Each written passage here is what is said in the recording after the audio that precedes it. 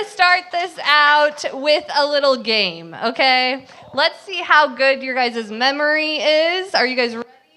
I'm going to need some participation, okay?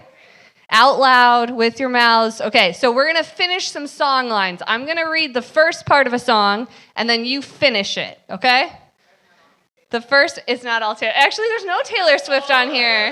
Dang it. You know what? Actually, I need to stop. Let's get some Taylor Swift lyrics. Okay. Don't Stop Believin'. Okay, there we go. This one I have to kind of sing, I feel like, so I apologize. And I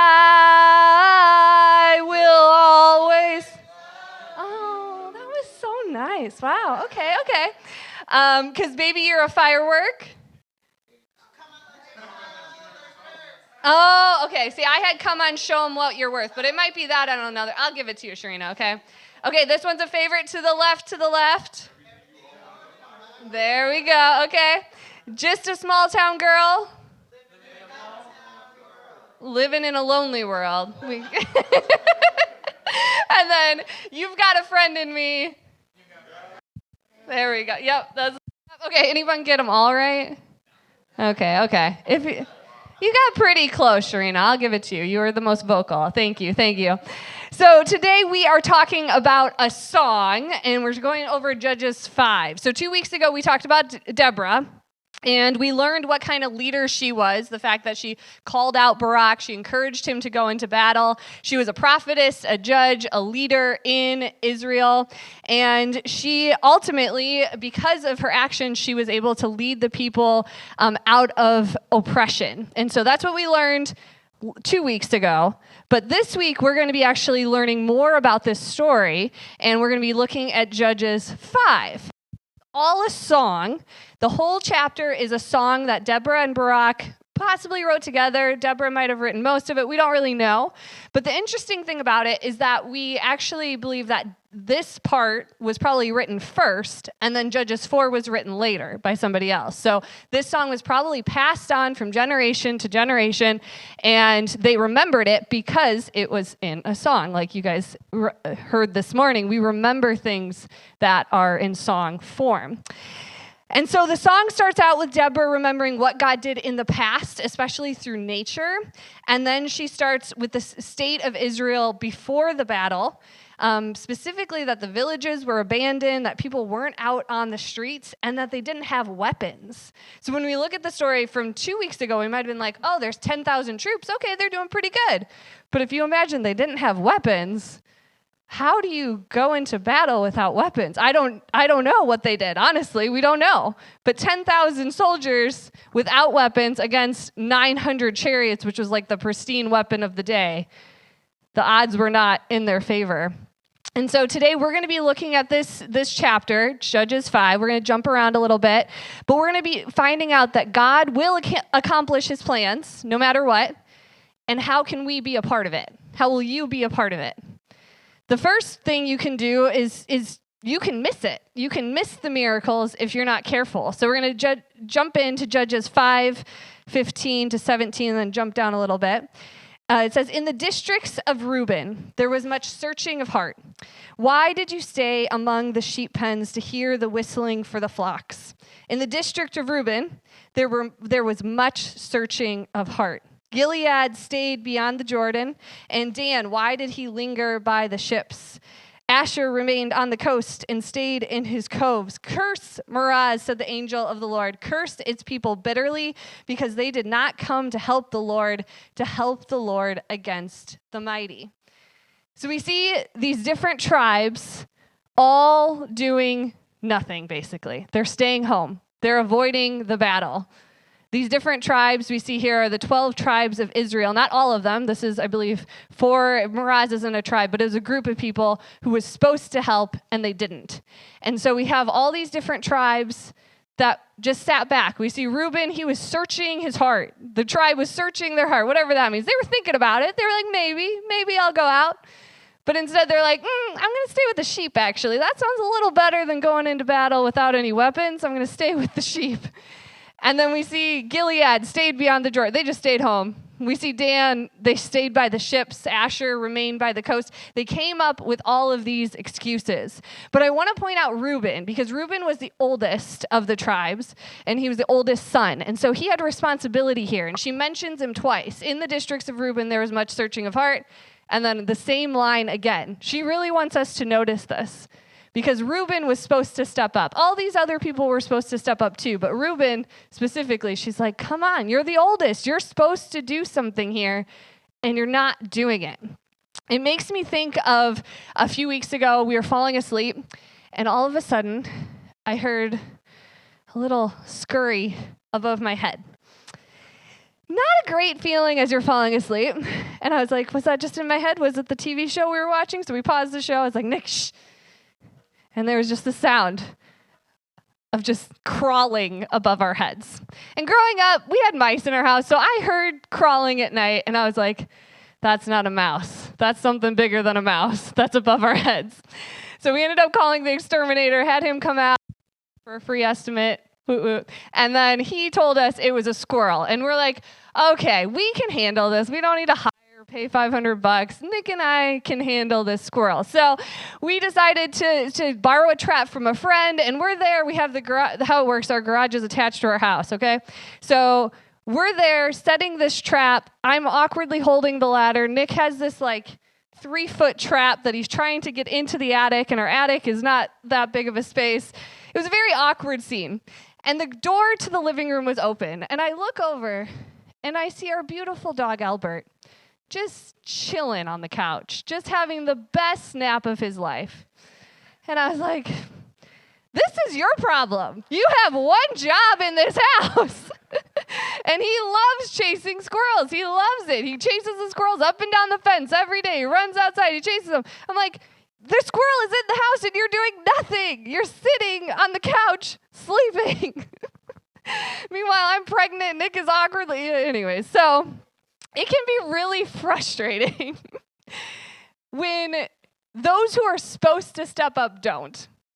The people who are supposed to step up in our lives just decide to sit back. They decide to stay at the sheep pens. They decide to linger by the ships. They decide to stay in the coves, right? They decide to stay on the couch.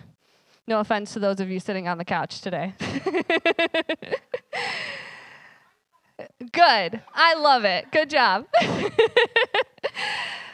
But have you ever wanted someone to be so involved in the things of God that they're just sitting back? And I'm not talking about people who don't follow Jesus. I'm talking about people who do follow Jesus, and you're like, you know better, and yet you're sitting on the couch.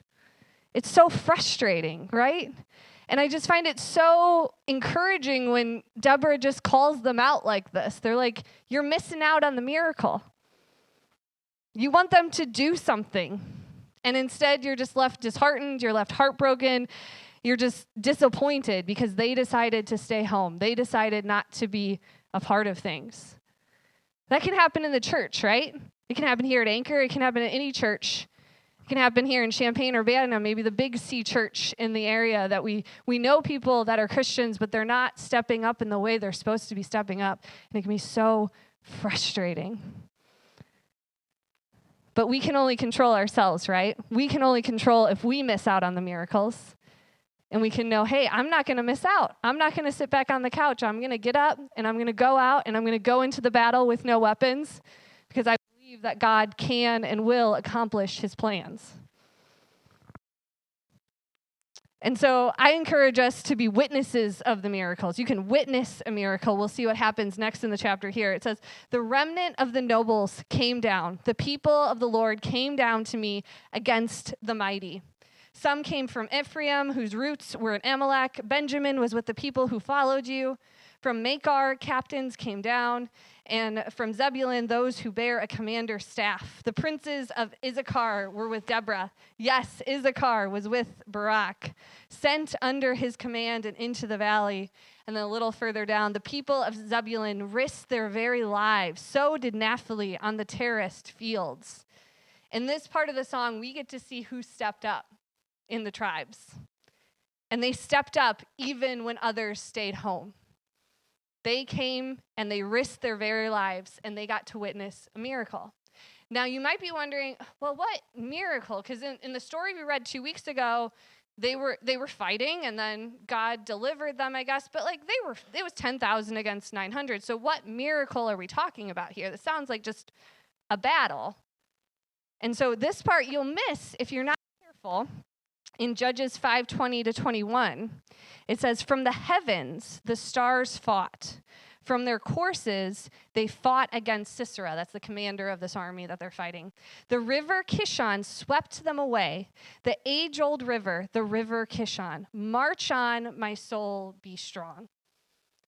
What is this saying? From the heavens the stars fought. So many believe this is angels stepping in. Angels are fighting on their behalf. But this part, the river Kishon swept them away. What does that mean? What happened? When I looked into it more, it seemed to be that this was a Red Sea moment. A Red Sea moment that they got to witness because they were part of the miracle here. They got to see the chariots being swept away in the river. We don't know exactly what happened here, but something big happened with the river Kishon right here, and they got to witness and be a part of it. And it's so cool. Sometimes we can miss things if we read the Bible too quickly. But right there, we see that they got to witness that amazing moment. God took their courage and took what they could give, and he 10 times it by using nature. He will accomplish his plans no matter who is involved. It's just our choice if we will be a part of it. When we're a part of God's team, we get to witness. I truly believe that.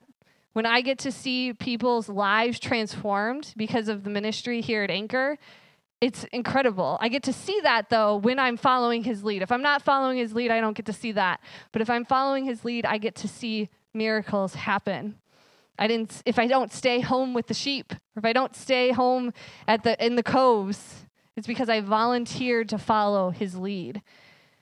The same is true for you. When you start or you continue to follow God's lead, you get to witness miracles. Sometimes it's like this passage, like a Red Sea moment that you get to see the river Kishon wipe the enemies away. But then sometimes it's other things, like you get to witness someone coming to know Jesus right in front of you. I just remember a few years ago, I was praying and I was asking God, lead me in this conversation. And this woman came over to my house, and I was thinking she didn't Jesus, and I didn't know how to bring it up. And then she just came and she said, "I want to know Jesus," just like that. It was a miracle. I couldn't believe it, that happened right in front of me. I was like, I don't know what to say. I don't know how to bring this up. And God just was like, I'll lead the way. You just need to volunteer. How can we be more willing volunteers among God's people? Verse 9 says, "My heart is with Israel's princes, with the willing volunteers among the people." In this passage, we see the soldiers taking the lead of Deborah and Barak, and they answered the call. They're following God's people's lead, right? What is God leading you in this season? How is he leading us as a church? Is it taking time to simply cook somebody a meal? Maybe it's something really simple. It's just one thing that you're like, I think they need extra help right now. Or is it being brave enough to apologize when you're wrong? Or is it literally volunteering here at Anchor? It says volunteer in the passage, guys. I got to bring it up. So maybe it's for you today. You're thinking, I need to get involved at our church and realize, hey, I need to help this ministry grow and reach people in this city for Jesus. So we can go from witnessing miracles, and then we can go from being instrumental in miracle. So now we get to talk about JL, and I'm excited about this because when we talked about this 2 weeks ago, I didn't bring up JL. She's in the passage, Judges 4, but we didn't get to that part. And today we get to it. So she's very important because Deborah, if you remember, she said this battle will be handed over into the hands of a woman. And you might have thought at the end of my message 2 weeks ago that I was talking about Deborah.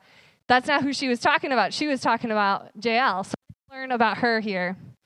Most blessed of women be JL, the wife of Heber the Kenite, most blessed of tent-dwelling women. He asked for water, and she gave him milk. In a bowl fit for nobles, she brought him curdled milk. Her hand reached for the tent peg, her right hand for the workman's hammer. She struck Sisera, remember the commander. She crushed his head. She shattered and pierced his temple. I'm glad the kids are downstairs. At her feet he sank. He fell. There he lay. At her feet he sank. He fell. Where he sank, there he fell, dead. That is a song line right there. We can sing that right after this, Willie. What can we learn from Jael here? So here we see that he actually wanders over to her tent after the battle. He gets away from the battle and he's running, and he asks her to hide him, basically. She said, let me come into your tent. We don't know what other intentions he might have had in that moment as well. But we see him coming over, asking to go into her tent. He asked for water. She gave him milk. Why did he give her milk? Like, if he asked for water, if a commander came to me and I was like, water, I'm like, okay. I'm not going to be like, oh, no, actually, I'm going to give you this instead. She gave him milk. And then she puts a blanket over him, it says in Judges 4. She, lulls him to sleep. She could have let nothing happened, honestly. She wasn't an Israelite. She wasn't a Reuben, she wasn't a part of the tribe of Reuben that was responsible here. She could have just let him sleep. But instead, she stepped up. She takes action. She sees this coming, and she quickly comes up with a plan. She gives him the milk instead of water, which would have made him sleepy, and then she uses the resources around her. She uses a tent peg and a hammer. Two things that she knew how to use. It says the most blessed of tent-dwelling women. She knew how to use a tent peg and a hammer.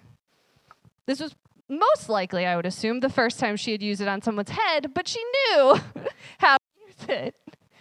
She used an excuse of I don't have the right instruments to do what God's called me to do in this moment. Sometimes we can say, I don't know enough, I don't have enough money, I don't have the right people around me, I don't have enough time, energy, skills, support, whatever it might be, the list goes on. She didn't have those excuses. She just took what she had and she said, God, what do you want me to do with it? And she defeated the commander of the army. It makes me think of, I found this it was kind of interesting. Apparently, there's a sect of monkeys out there that will actually use human hair as floss. And so they will find human hair, and then they will use it as floss. And I thought, wow, how resourceful of them, So if you're ever running out of floss, just remember you might have some on your head. But what a resourceful thing to do. So often, we think we don't have the right resources. Well, maybe we're not looking at things quite the right way. Maybe we need to change our perspective a bit more. Think of the monkey and the floss. I thought that would be a little memorable for you guys. But how can you use the things around you to accomplish the things that God has called you to do already? What's around you already that you can use? What's that tent peg? What's that hammer? Right here, I want to go back to the passage and point out something really fascinating here. From the window, Sisera's mother looked out. Through the window, she watched for his return, saying, why is his chariot so long in coming? Why don't we hear the sound of chariot wheels? Her wise women answered, and she repeats these words to herself. They must be dividing the captured plunder with a woman or two for each man. There will be colorful robes for Sisera and colorful embroidered robes for me. Yes, the plunder will include colorful robes embroidered on both sides. Here we see a third woman in the story. We saw Deborah, we saw Jael, and now we see Sisera's mom. And something interesting about her is she's just looking out. She doesn't have action here. She's just where her son is. She's waiting for the spoils of war. But this line in particular, the one I have highlighted there, a woman or two for each man. Whew, that's one that you kind of read over and you're like, oh, is that what I think it means? Yes, it's what you think it means. Some translations say a womb or two for each man. It's just, it's so gross. And you're like, oh, okay, so this is how another woman at the time saw other women as just spoils of war, as just items for her son to go after. And what I love here is that we can go over this and be like, oh, that's really gross for the time. Like, oh, it's gross for any time. But it's like, oh, I don't like that. But you know how many women it took to take down Sisera? 2. Woman or 2. Deborah and Jael. A womb or 2. The people that they were just casting aside, that these people just decided they didn't really matter, were the people that took down this powerful commander. He underestimated them. God doesn't have to use anyone to accomplish his plans, but he often uses the most unexpected people to accomplish his plans on this earth. So if you think you're disqualified or you're looked down upon or ill-equipped, I encourage you to think again. And if you're willing, God can and will use you to accomplish miracles on this earth. You'll have a testimony. Keep your eyes open for the amazing things that he has for you around you if you're open to following his lead. And it's up to you whether you miss out on the miracles, you get to witness the miracles, or you are instrumental in the miracles. And I encourage you, after you witness the miracle, remember it. So often we can move on. We can think, oh, it doesn't matter, or we forget about it a week later, or we forget about it a month later, or we forget about it a year later. And so often we forget. But here in this whole passage, we see that Deborah is like, no, we're going to remember every part of this.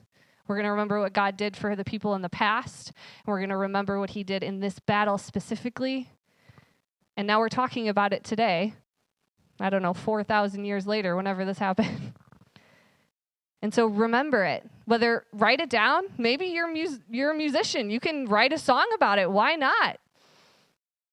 It's your miracle to write down and to witness. And so often, sometimes even today, I told a story about that woman who came over to my house. I've told that story before.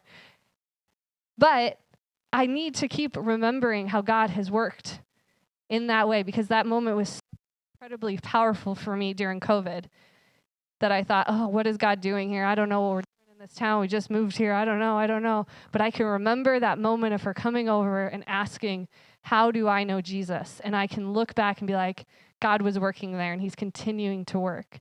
And so I encourage you, write it down however you can, when you are able to be instrumental in the miracle or when you just get to witness them. But just don't miss out on them, okay? Let's pray. God, thank you so much for Deborah and Jael. Thank you for teaching us through this story and just how you do want to work through us and in us, God. And I just pray for each one of us as we're trying to follow your lead, that you would help us to do that. Lead us in just every single way that you can, God. Help us to be open to your calling. Help us to be open to what you have called us to specifically in our lives. Help us to know our purpose, God. And God, we just pray that we would witness miracles, whether it be this week, this year. God, we're open to it, and we want to be a part of it, God. In your name.